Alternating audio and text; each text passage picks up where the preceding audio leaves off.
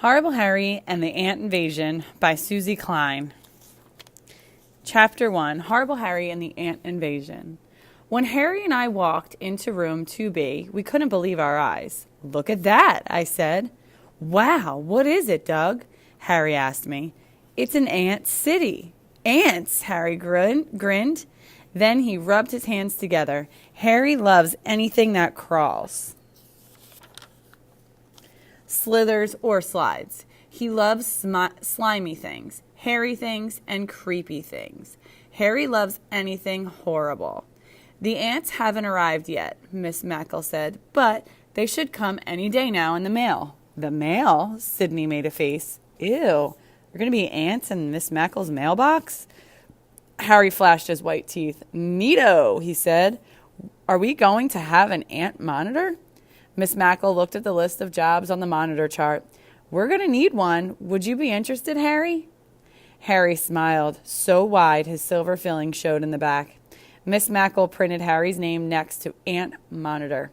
1 week later, when the class was lined up in the hall by the office, Miss Mackle checked her mailbox. She found a small manila envelope in it. When she opened it up, she pulled out a plastic vial. There were a lot of black, hairy things moving around in it. "The ants!" the class shouted. The school secretary, Mrs. Foxworth, poked her head in around the corner. "Ants?" she replied. "We're going to observe their behavior," Miss Mackle said. Mrs. Foxworth tried to smile, but she was shaking so much the pencil was sitting on her ear dropped to the floor. Harry picked it up and handed it to her. "Are you afraid of ants?" Mrs. Foxworth ran back to her typewriter. Harry grinned. "She's afraid of ants." "Well," Miss Mackle said, "the directions on this small package say to put the vial in a refrigerator for 10 minutes so the ants will go to sleep. It's easier to put sleeping ants in the ant city." Harry stepped forward. "I am the ant monitor. I will take it to the teacher's refrigerator for you." Miss Mackle raised her eyebrows. "Can I pick an assistant?" Harry asked. Miss Mackle nodded as she looked at the waving hands. "I picked Doug," Harry said. I beamed. Miss Mackle looked relieved. He walked down the hall to the teacher's room with the vial of ants. When we opened the refrigerator, we looked for a place to set the vial. "Gee," I said, "there's so much diet soda in here, it's hard to find room." Harry finally set the vial on top of a container of banana yogurt. Then we walked back down the hall. Mrs. Foxworth was coming toward us. "Hello, boys," she said in a cheery voice. "Taking your morning break?" Harry asked. Mrs. Foxworth nodded. "Thought I would have a little banana yogurt." Harry and I stopped. We looked at each other. Mrs. Foxworth closed the teacher's room door. Then we heard it, a shrill scream.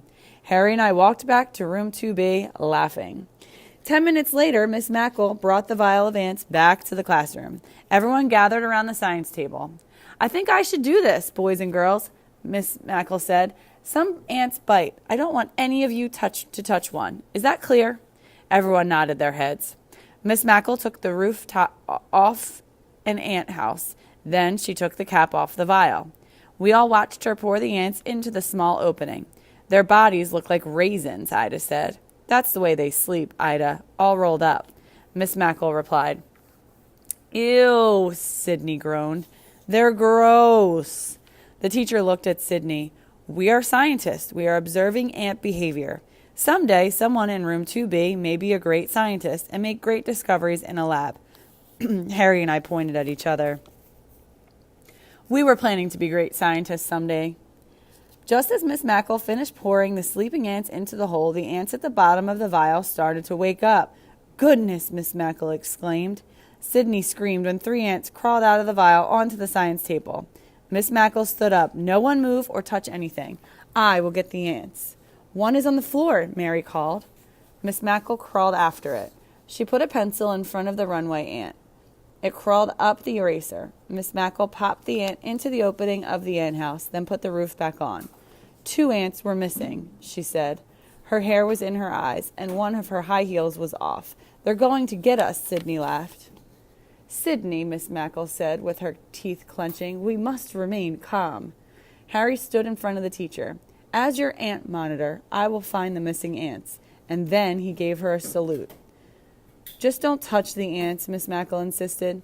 Harry took out his lunchbox. He unwrapped his sandwich and scraped some peanut butter onto his finger. Then he put his finger under the science table and waited. Miss Mackle put her shoe back on and pushed her hair out of her face. I think everyone should return to their desks now. I found them, Harry shouted from under the table. Everyone bent down and looked, including Miss Mackle. There were the 2 runaway ants on Harry's finger. Miss Mackle grabbed her pencil and quickly scraped them off and then dropped them into the opening of the ant city. Harry flashed a big smile. I told you I'd find them.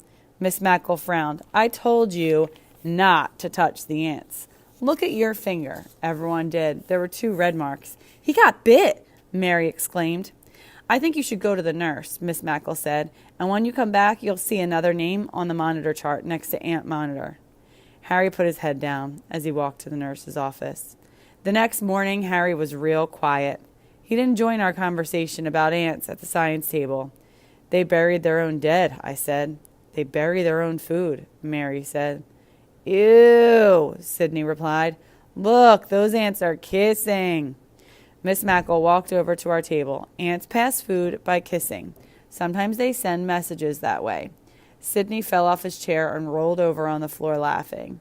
You may return to your seat, Sydney. Ida is about to feed the ants, and I only want serious scientists to watch. Sydney frowned as he walked back to his chair. Harry frowned as he watched Ida doing his job. Ida filled an eyedropper from a bowl of sugar water. Then, when the teacher removed the roof, Ida squeezed the eyedropper 3 times into the ant house. I'll get it back, Harry whispered to me. Get what back? My ant monitor job. I looked at Harry. I could tell he was making plans. How? All I have to do is get on the teacher's good side. Then I can ask her for another chance. Just then, Harry tipped back in his chair and his baseball cards came tumbling out of his pocket. Miss Mackle put her hands on her hips. Harry, put those things away. Baseball is a distraction in the classroom. Harry got down on his knees and picked up his baseball cards.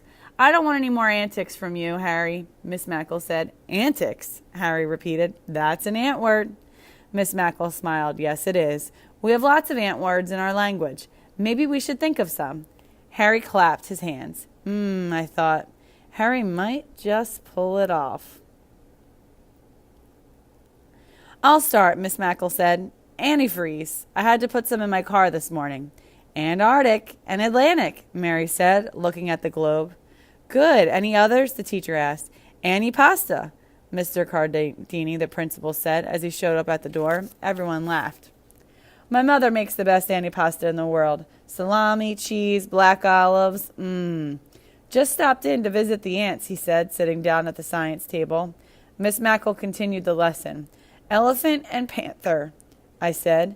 Think about the animals in the zoo. Harry held up Jack and the beanstalk. Giant! Miss Mackle wrote the new words on the board.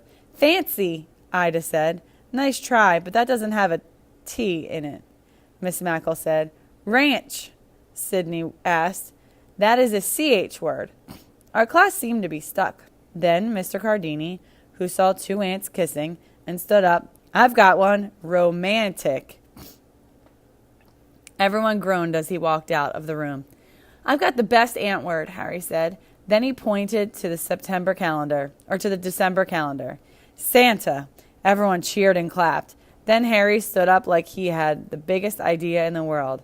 Why don't we draw pictures of ants carrying these words? We can make them go up the stairway and invade the 2nd floor. Invasions, I thought. Harry loved them. Miss Mackle looked at the long list of ant words on the board. Let's do it, she said. Everyone took out their crayons and scissors as the teacher passed out brown paper. I'm making a black ant to carry my word panther, I said. I'm making a huge ant to carry my word giant, Harry said. I'm making a big red heart next to my Aunt Mary replied. Everyone knew what Aunt Mary was doing. Romantic. When all the ants were drawn and cut and the words were neatly printed above the class lined up in the hall, Miss Mackle walked us to the stairwell. Let's hope we have enough to make it to the top. We will, Harry called out. Then he whispered to me, we have to. She'll be in such a good mood, she'll give me another chance to be Ant Monitor. We started taping the ants at the bottom of the wall near the stairs, and made a trail going up and down and around the stairwell. When we got to the top, we were one word short. Everyone sat down on the stairs. I knew we couldn't do it, Sydney complained. Well, Miss Mackle replied, maybe tomorrow. Harry made a face. Then he reached in his backpack pocket and pulled out 3 baseball cards. Yankees. They won the pennant this year. An ant word, everyone shouted. Miss Mackle clapped her hands. Bravo, Harry. You can make the word today and put it up. We reached the 2nd floor thanks to, and someone looked at Harry's baseball cards, some distractions. Harry beamed as his teacher, as if I promise to follow your directions in science, will you give me another chance to be ant monitor? Miss Mackle put her hand on Harry's shoulder and smiled. All right, Harry. I don't see why you can't. Harry was horribly happy. Chapter 2, Horrible Harry and the Square Dance. Miss Mackle stood in front of the room. This Friday we're going to have a square dance. All the boys groaned, except Harry. I knew what Harry was thinking. He wanted to dance with Song Lee. Harry has had a crush on Song Lee since kindergarten. That's when she brought in a potato beetle for show and tell. She didn't say anything, but she passed a box around with a small striped bug in it. Harry looked at the bug, then at Song Lee. It was true love. Friday afternoon, Miss Mackle led our class down to the gym. She had a record under her arm. It was the Virginia Reel. Now, she said, I want the boys to line up behind Sydney and the girls to line up behind Mary. I don't want to dance with her, Sydney said, looking at Mary across from him. Miss Mackle put the record down, and then she looked at Sydney. She had her hands on her hips. Sydney, one of the reasons I have dancing is that we need to learn manners. Sydney put his head down. We must say thank you to everyone we dance with. Being polite is very important. After a moment of silence, Miss Mackle added, anybody who doesn't agree can dance with the teacher after school when we'll go over these rules. Sydney turned green. All the girls giggled. All the boys groaned. I did too. Dancing with the teacher would be deadly. Miss Mackle showed the girls how to curtsy. Then she showed the boys how to bow. Everyone practiced. I made a face. I hate to dance. When I looked across the floor, I looked at my partner. It was Song Lee. Harry gave me a jab in the side. Move over, he said. I'm dancing with her. I didn't mind at all. There were more boys than girls, and no one was standing next to Song Lee. You have Miss X, Miss Mackle said to me. I beamed. Dancing with no one wasn't bad at all. Miss Mackle then showed us how to do the Virginia Reel. Harry walked over and took Song Lee's hands. He wanted to get ready early. Not yet, Miss Mackle said. I haven't turned the music on. Everyone laughed. Harry held up his fist. When the music finally did go on, the boys walked across the floor and bowed. The girls walked across the floor and curtsied. Now let's do the Virginia Reel, Miss Mackle called. Sydney walked over and took Mary's hands. His eyes were closed. They sashayed down the center, and then they joined their lines. You didn't stop and twirl her under your arm, Miss Mackle complained. Harry was next. He walked over and took Song Lee's hands, and then he sashayed down the center. He stopped, put his arm, and Song Lee twirled around and then curtsied. Harry bowed so low his curly hair touched his knees. Bravo, Miss Mackle said. Harry flashed his white teeth. Song Lee looked down at her black shoes. When I came down with Miss X, everyone laughed.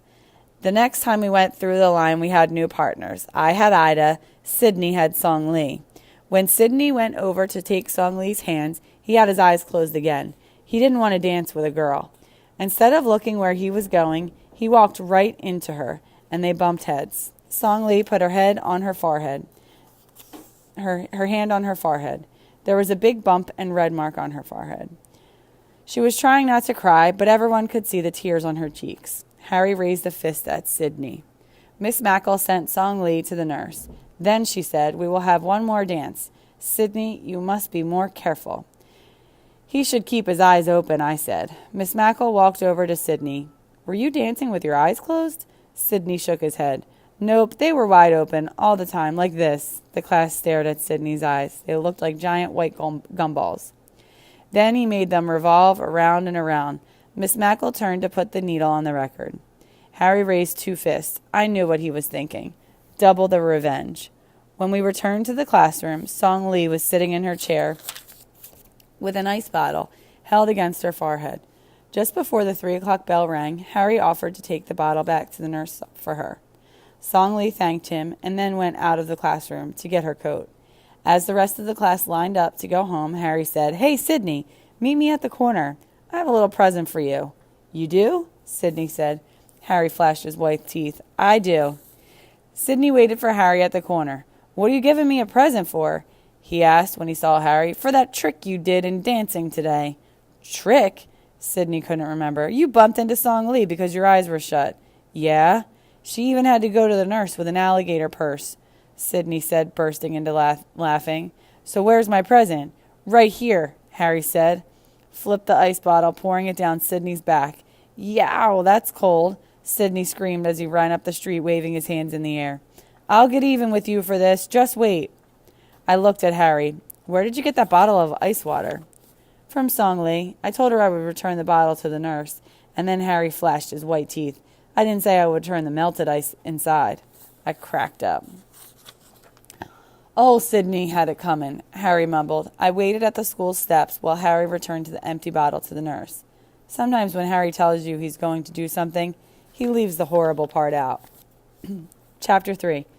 Horrible Harry and the Deadly Fish Tank. We have a fish tank in room 2B. Last time Harry and I counted, there were 25 fish swimming around in it. 20 guppies, 4 neon fish, and 1 black molly. Then there was horrible Monday. This is how it happened. Sydney came to school mad. He was mad about Harry putting ice water down his back on Friday. Even his hair looked angry. It stood on end. Sydney probably didn't bother combing it. Miss Mackle looked at the monitor chart. "Boys and girls, I will announce the week's new monitors. Sydney is messenger, Doug is paper monitor, Ida is ant monitor, Mary is plant monitor, Song Lee is sweeper, and," when she finally got to Harry, she said, "Harry is fish monitor." Harry immediately got up and went back to feed the fish. He turned on the light in the tank and took roll. Carefully, he recorded the number in the fish roll book. Then he checked the temperature.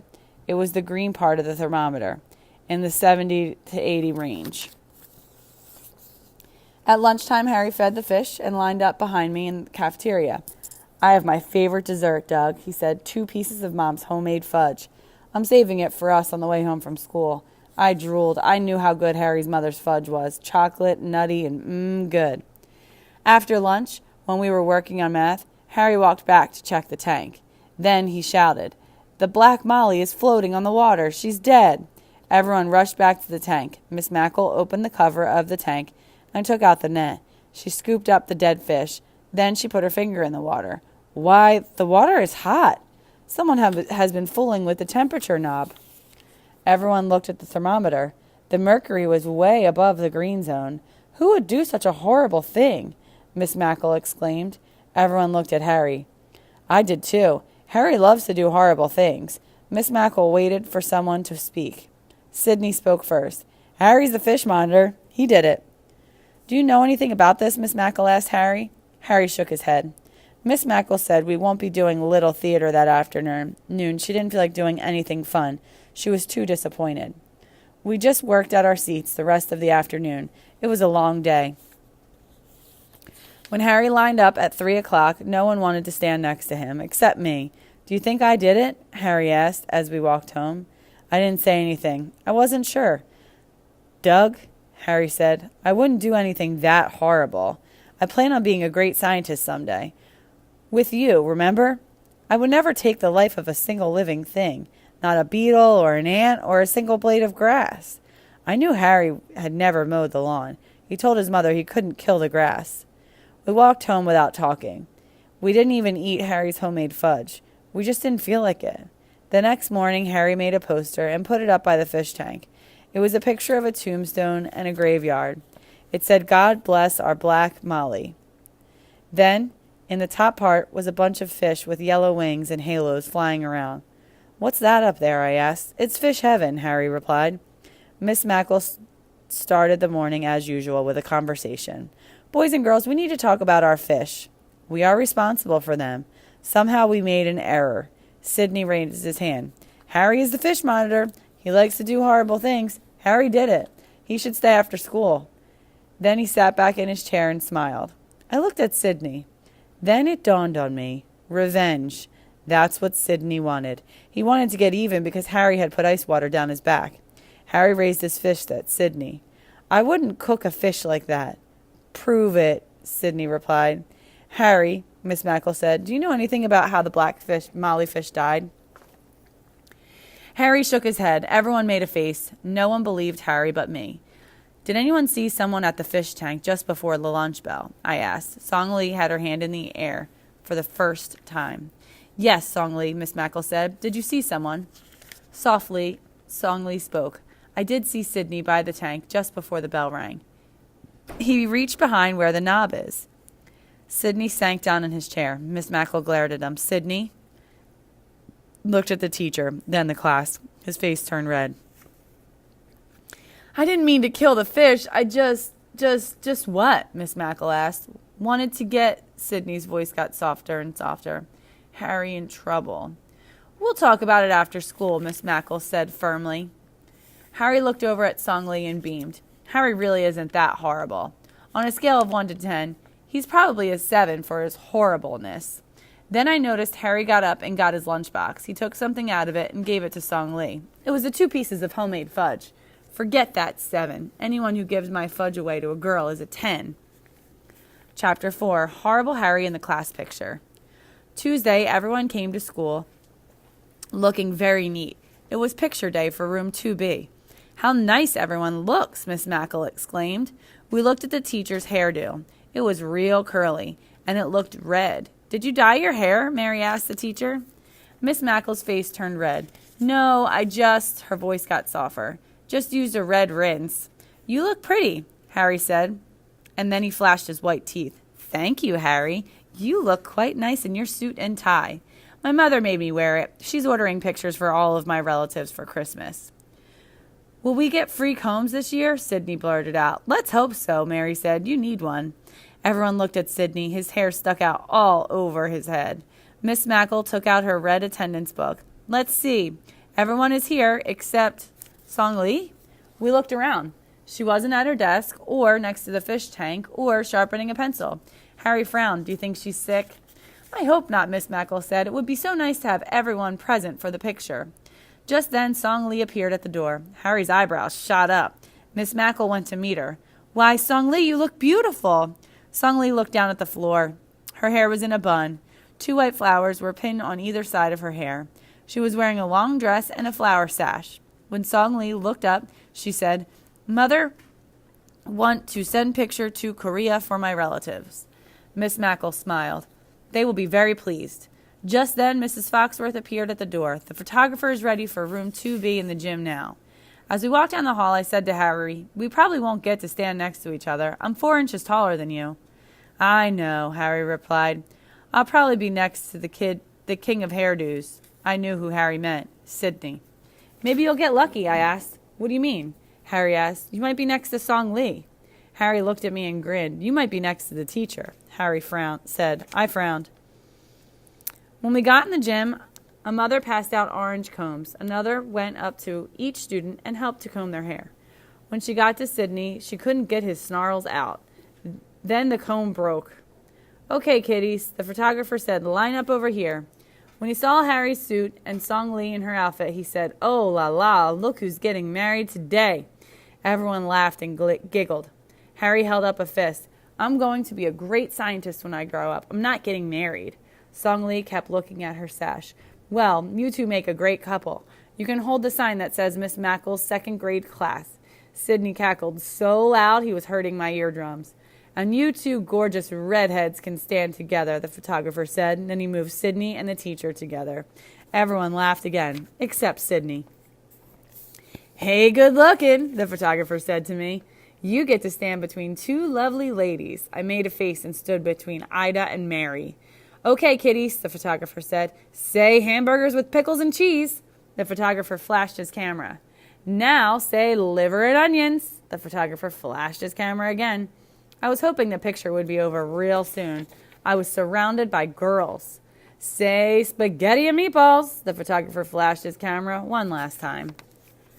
I hope I didn't close my eyes, Miss Mackle said. Harry put the sign down on the floor, then he lined up by the ramp. I could tell Harry was miffed about something. He took off his tie and stuffed it in his pocket. Then I stood next to him. He whispered, "I don't like that guy." "You mean the photographer?" Harry nodded. "Yeah," I said. "I think I should open a restaurant and sell liver and onions, spaghetti and meatballs, and hamburgers with pickles." Harry looked at me, then at the photographer. The guy was acting so dumb I wouldn't buy a picture or a pickle from him. Harry always tells the terrible truth.